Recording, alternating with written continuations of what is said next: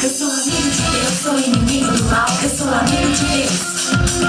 Eu sou amigo de Deus, sou inimigo do mal. Eu sou amigo de Deus. Um amigo de Deus é inimigo do mal. Um amigo de Deus é o vencedor. Um amigo de Deus é inimigo do mal. Eu sou amigo de Deus. Um amigo de Deus é inimigo do mal.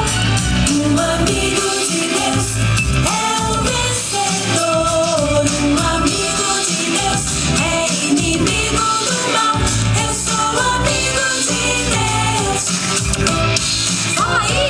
Pra ser amigo de Deus precisa abandonar as coisas feias deste mundo que me fazem pecar. Eu vou lutar, vou me esforçar, não vou desistir. Sei que o Senhor vai me ajudar a resistir. Ele vai me ajudar, eu sei. Um amigo de Deus é inimigo do mal.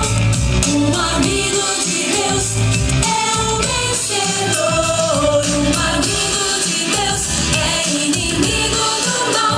Eu sou amigo de Deus. O inimigo de mansinho tenta enganar. Não seja bobo, você tem que vigiar. Nas brincadeiras, videogames, em qualquer canção, fique atento, se levante e diga não. Eu sou amigo de Deus, é inimigo do mal. Um amigo de Deus é o vencedor. Um amigo de Deus é inimigo do mal. Eu sou amigo de Deus. Eu sou amigo de Deus. Eu sou amigo de Deus, sou inimigo do mal. Eu sou amigo de Deus. Eu sou amigo de Deus, sou inimigo do mal. Eu sou amigo de Deus. E você, colega, preste bem atenção. Não deve ouvir em frente da televisão. O que não vai ter bicho feio pra assustar você. Escolha bem o que você assiste na TV. Escolha bem. Um amigo de Deus é inimigo do mal.